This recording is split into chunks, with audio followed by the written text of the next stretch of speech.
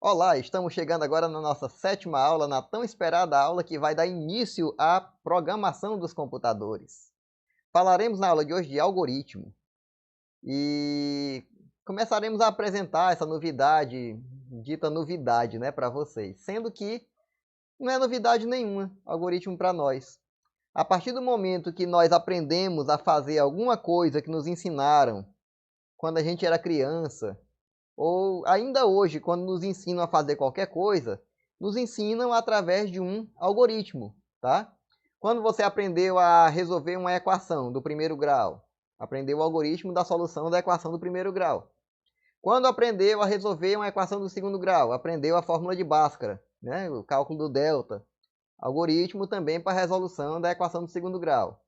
Quando te ensinaram a pegar o ônibus sozinho para ir para a escola, o algoritmo de pegar o ônibus sozinho para ir para a escola, né?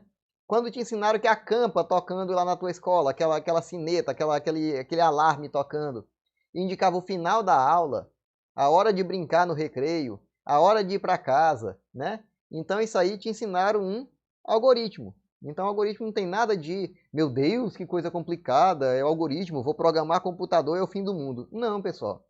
Algoritmo é muito fácil de você aprender, é algo bem simples. Você vai fazer um raciocínio, vai colocar esse seu raciocínio em palavras que o computador consiga entender como comandos de programação. É beleza, é tranquilo demais. Você vai ver que a coisa é bem tranquila de se trabalhar, tá? Então, algoritmos são instruções com uma lógica matemática para executar tarefas, né? No caso da programação de computadores. Em alguns casos, nós temos também na vida real algoritmos, ou seja, o tempo todo nós temos, né? Receita de comida, te ensinaram a fazer um bolo muito gostoso, você foi lá e fez o bolo, conseguiu, seguir um algoritmo, né? Como chegar a um endereço? Hoje em dia todo mundo pega aqui o telefone e manda a localização pelo Zap, né? Mas também é muito comum também você dizer assim, rapaz, tu vai, pega lá aquele ônibus, o número tal, desce na praça, aquela pracinha que tem lá uma banquinha de revista bem no meio, não sei o que, te dá uma referência, né? E você chega no local lembrando das referências que a pessoa te ensinou. Então isso é um algoritmo, tá certo? Então o algoritmo, pessoal, para seja lá o que for, consiste em um conjunto de instruções com lógica matemática, que é uma sequência finita de passos para você atingir a execução de uma tarefa, para você atingir um objetivo, tá certo? Por exemplo, você estando na Universidade Federal do Piauí querendo ir ao centro da cidade. Primeiro passo, procure o ônibus chamado Universidade, linha número 401. Né? Se não me engano, ainda é esse. Né? Antigamente era o único que era verde. No tempo que eu era aluno, era o único verde. Hoje em dia todos são verdes na cidade. Né? Mas a gente até apelidava esse ônibus de abacate, no tempo que eu era estudante. Então, você vai pegar esse ônibus, né, se informando se ele está entrando ou saindo do campus, né, que tem esse detalhe, porque em algumas paradas não dá para você determinar só pela parada que você está, se o ônibus está chegando do centro da cidade ou se ele está a caminho do centro da cidade. Então você vai pegar o ônibus correto, né, aquele que estiver a caminho do centro da cidade. Você paga a passagem, acomoda-se e ao chegar na parada que te interessa no centro da cidade, você aciona a sirene do ônibus, o motorista vai parar naquela próxima parada e você vai descer, fazendo jus ao pagamento que você fez da sua passagem para ser transportado até o centro da cidade. Então esse, pessoal, é um algoritmo que você segue para sair do campus da nossa universidade e chegar ao centro de Teresina, certo? Então isso é um algoritmo, ninguém reclama de ter aprendido a pegar ônibus dessa forma, mas muita gente reclama de fazer um algoritmozinho desse para escrever Alô Mundo no computador, né? Então esse seria, digamos assim, o primeiro algoritmo escrito por cada um de nós para tentar programar alguma coisa, ou seja, fazer o computador repetir uma frase, uma palavra, escrever seu nome na tela, né?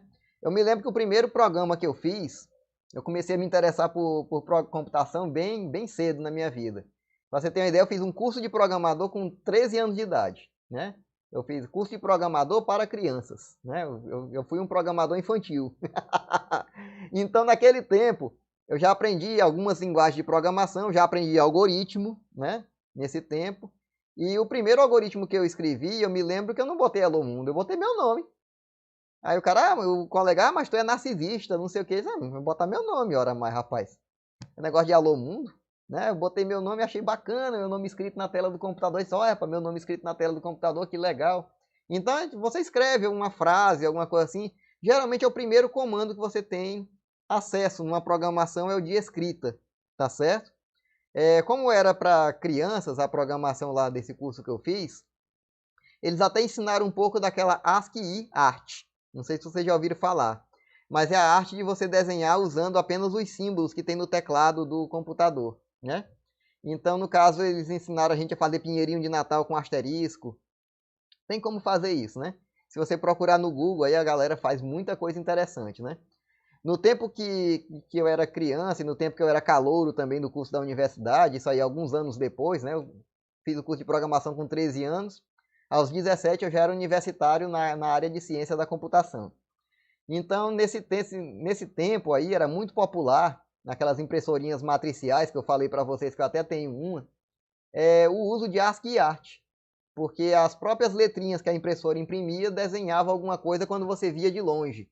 Então eu me lembro que era muito popular no tempo que eu era calouro, um arquivo que fazia a impressora matricial imprimir a imagem de Jesus Cristo. Né? Então aquela imagem de Jesus com a coroa de espinho na cabeça, que muita gente conhece dos quadros que tem por aí nas casas das vovós, né? Alguém teve o trabalho de converter aquela imagem todinha desenhando só com os símbolos do teclado, né? O porcento, o asterisco, o parênteses e tal. Você olhando de perto, você não entende nada. Mas você colocando assim a mais ou menos uns 2 metros de distância, você vê o rosto de Jesus naquela imagem que ele tem a coroa de espinhos na cabeça, naquela arte lá, né? Então, esse negócio de escrever, você pode escrever desde o Alô Mundo, desde o seu nome, até uma obra de arte, né? Então, é mais ou menos assim que você cria um programa em uma linguagem qualquer. Nesse caso aqui, a gente vai chamar essa forma de escrever em português um algoritmo, a gente chama de Portugol, tá certo? O OL como se fosse uma linguagem de programação, não que toda linguagem de programação tenha um nome chamado com OL no final, né? E Portu vem de Portugal mesmo, né? De português, que é a língua que a gente fala, né? Então, está em português, está em Portugal, tá certo? É o chamado também pseudocódigo, porque é um conjunto de comandos que você não vai conseguir programar em linguagem nenhuma. Ah, professor, mas tem um programinha aí que o outro professor da outra turma de introdução à computação deixa o aluno digitar tudo em Portugal e ele executa o programa. É um programinha de faz de conta, pessoal. Eu conheço ele. É um programinha para fins didáticos. É muito usado quando você ensina, hoje em dia, crianças a programar. Né? Para não ter o cuidado de ensinar o detalhamento de uma linguagem mesmo de gente grande, tipo linguagem C, que a gente vai trabalhar aqui, se ensina esse Portugal programável para crianças. Né? Se não me engano, o nome do ambiente lá é Algol, alguma coisa assim. Embora Algol seja o nome de uma linguagem bem antiga, né? Mas existe um programinha para fazer o algoritmo executar, digamos assim, né? Então você escreve o programa em Portugal e compila, né? A gente diz assim, a gente escreve o programa e o computador entende o programa. Só que o computador entende o programa através de um processo chamado compilação, que é a transformação daquele texto que você fez em bits, para o computador poder saber executar, tá certo? Mas isso aí é tranquilo demais. A gente vai digitar o nosso textozinho ali com nossos comandos de acordo com a linguagem C. Podemos até fazer o pensamento da nossa sequência de passos em Portugal, tá certo?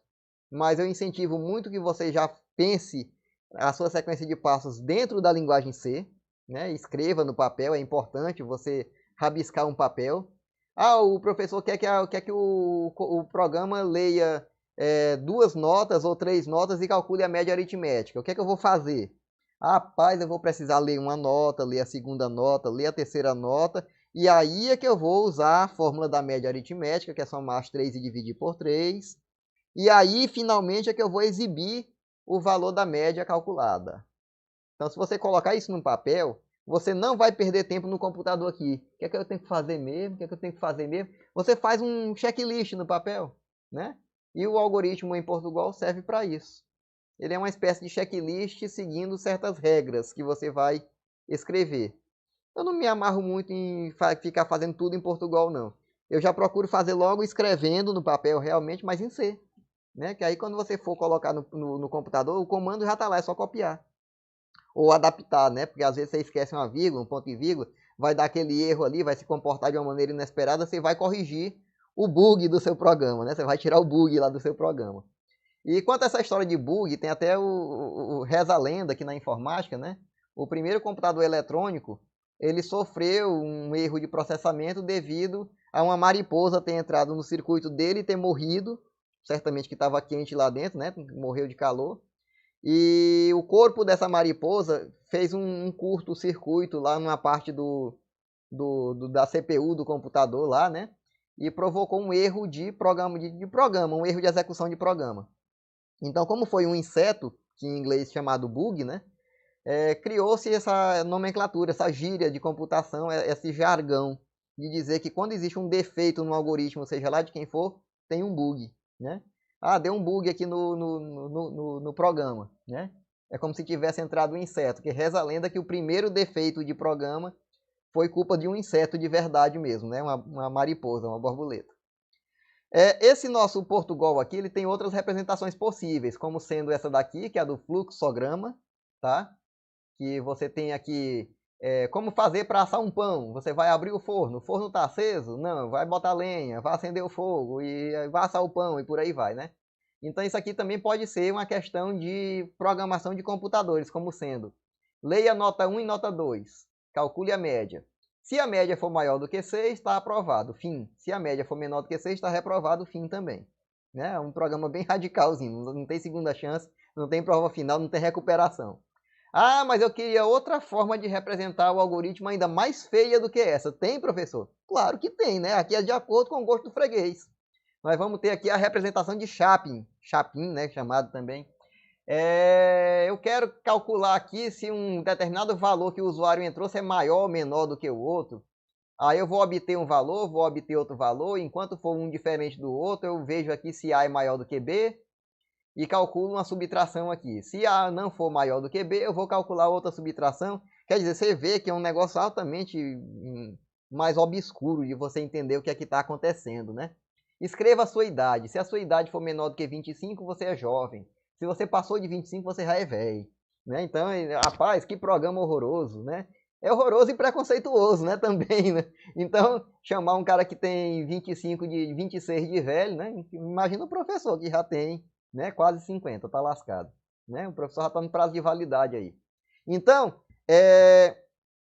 esses algoritmos, eles passam depois numa conversão para uma linguagem de programação, que no nosso caso, usaremos a linguagem C, tá? E nesse slide aqui eu chamo a atenção de vocês, consigam esse slide lá no Siga, para você poder ter certeza de como se escreve o nome do programa que eu quero que vocês instalem no computador de sua casa, tá?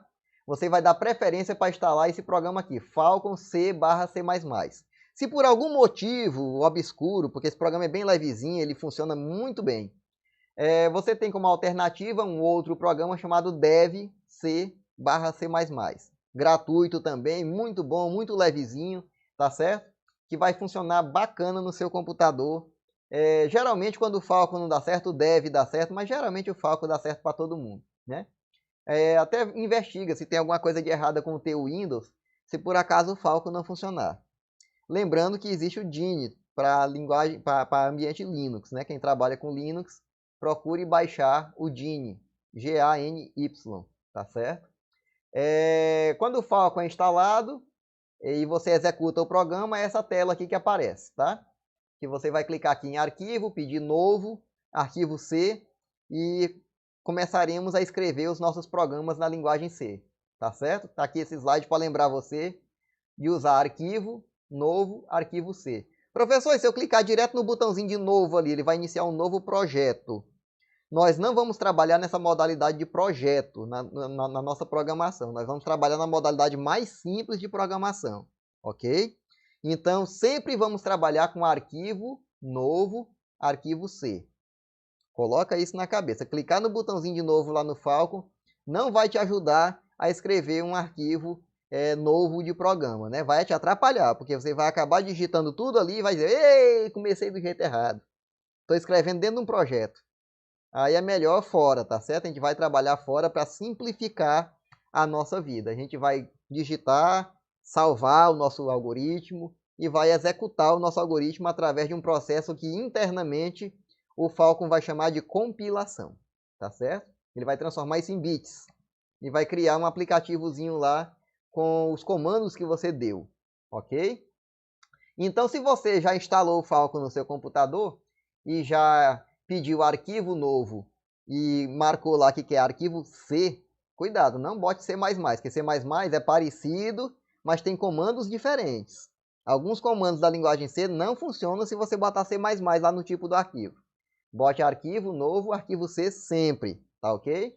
E você pode digitar o que está destacado de azul aqui. Se você baixar o nosso slide lá no Siga, você vai ter o PDF com esse exemplozinho aqui para você digitar, para você copiar lá no seu Falcon, né? Você pode até, eu não sei se é possível copiar e colar, mas de qualquer forma seria muita preguiça, né? São 4 linhazinhas de comando, dá para você digitar. Cuidado para não errar nenhuma letrinha, cuidado para não deixar faltando nenhum ponto e vírgula desse, nenhuma chavezinha dessa que abre e fecha, porque ao longo de nossas próximas aulas a gente vai explicar da importância de cada símbolo desse, tá ok? O fato é que quando você digitar isso aqui e salvar esse arquivo lá no íconezinho de salvar, que é igual ao do Word, né, o disquetezinho, e pressionar a tecla F9 aqui no teclado, ele vai abrir uma telinha preto e branco, tipo aquela do DOS, e vai escrever lá dentro, alô mundo, que é o que você está mandando escrever no comando printf. O comando printf, ele faz o mesmo que no nosso algoritmo passado lá, né? Deixa eu voltar bem aqui para te mostrar quando estava ainda aí em Portugal. Lá em Portugal estava escreva, né? Algoritmo inicial, início e fim. Esse início e esse fim, a chavezinha abrindo e fechando, tá ok? Abrindo e fechando, sei lá, a minha coordenação é péssima, né? Uma chave abre, outra fecha, tá? Aí você vai, o início e fim. Esse algoritmo inicial equivale àquela linha que tem lá, stdio.h e tal. Depois eu vou explicar melhor o que é que significa aquele stdio.h. Não se preocupe, não se apavore agora. Escreva alô mundo, printf alô mundo, tá certo? Ah, professor, mas lá tem outro comando lá sem ser o printf só. Tem, concordo que tem. Tem aqui int main, é obrigatório ter em todo programa na linguagem C, ele tem que ter a função main, função principal, que ela nesse caso aqui ela vai ser do tipo inteiro. Por que do tipo inteiro? Porque essa função aqui do teu programa, ela vai conversar com o sistema operacional, no caso o Windows, ou Linux, se for o caso, né? E ela vai dizer assim, Windows, é o seguinte, tu vai deixar eu executar aqui, que eu sou um programa que o dono do computador aqui está fazendo. E é o seguinte, tu vai obedecer as ordens do cara, que ele vai programar, agora ele é programador. Aí o Windows, de boa, desde que você me retorne aí se você terminou do jeito esperado, ou se você terminou com algum acidente. Então, é isso aqui que significa você botar int main return 0 no final do seu algoritmo.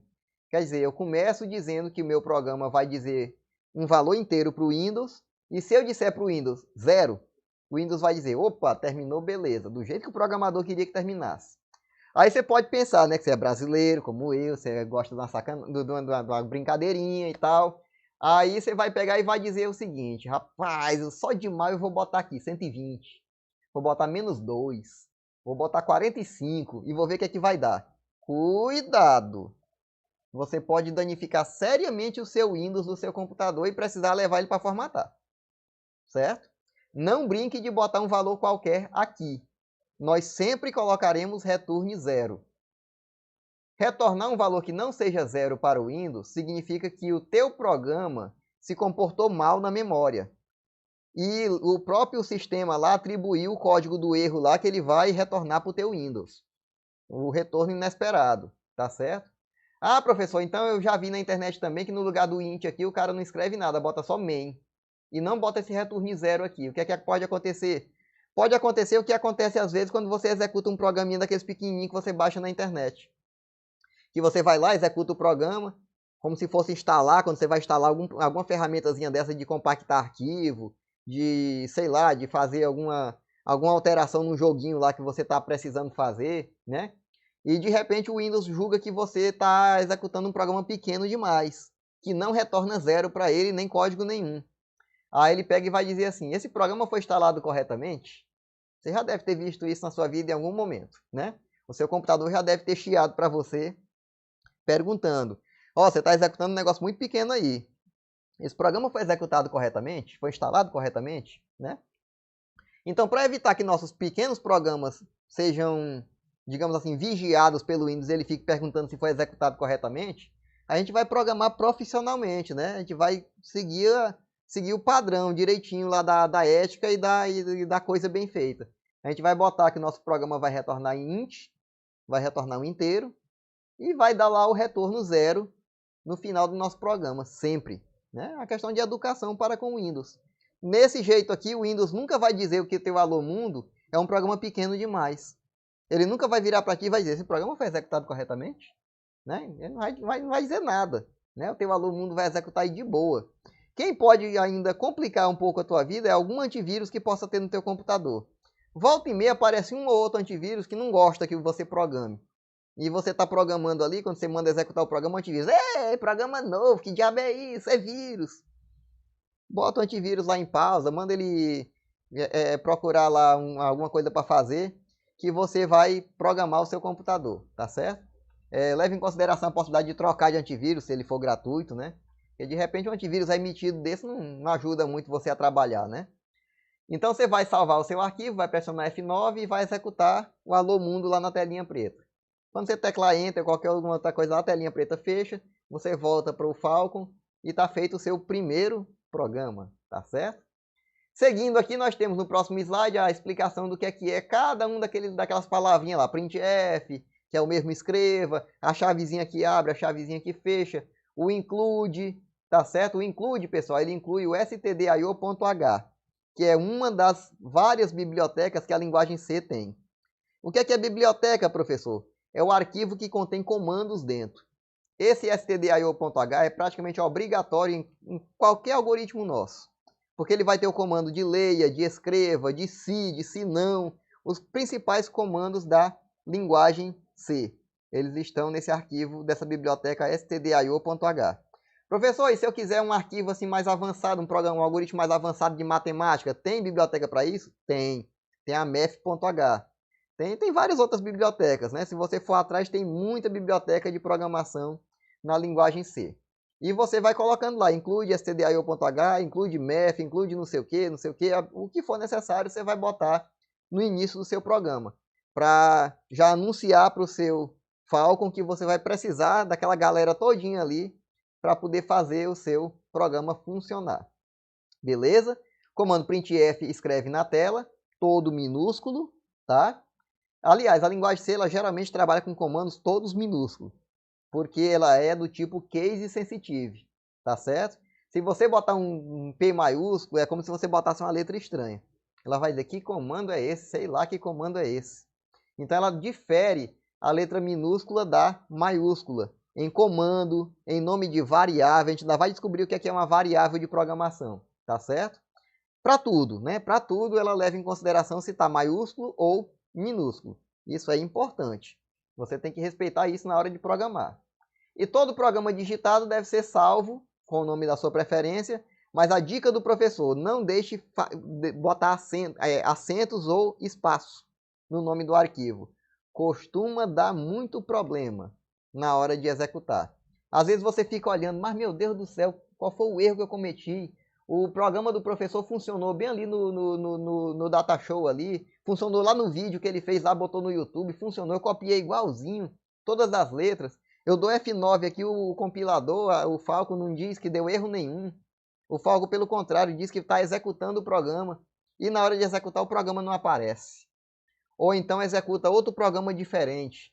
Aí você vai ver o que é. Coisas que eu já detectei em sala de aula. Nome do arquivo na hora de salvar acentuado, que o Windows se atrapalha e executa o programa errado.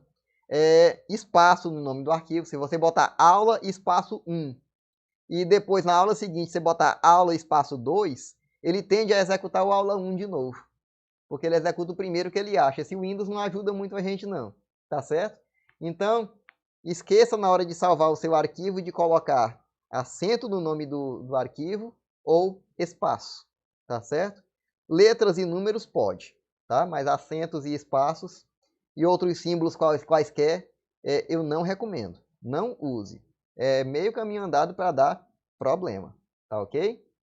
Bom, daqui para frente a gente vai fazer evolução nesses conceitos de programação, sempre programando em linguagem C. A gente sempre vai trazer um desafio que a gente vai copiar esse exemplo, vai fazer ele diferente e vai executar e vai rolar aí a programação usando a linguagem C.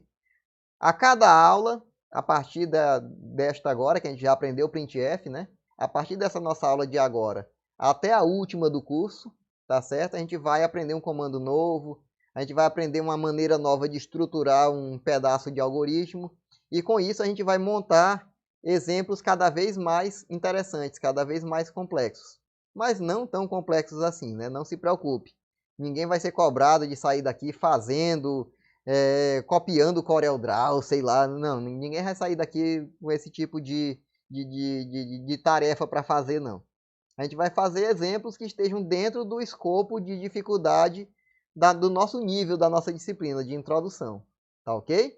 Então, como exercício, você pode tentar pegar o nosso exemplo copiado aqui e modificar a frase.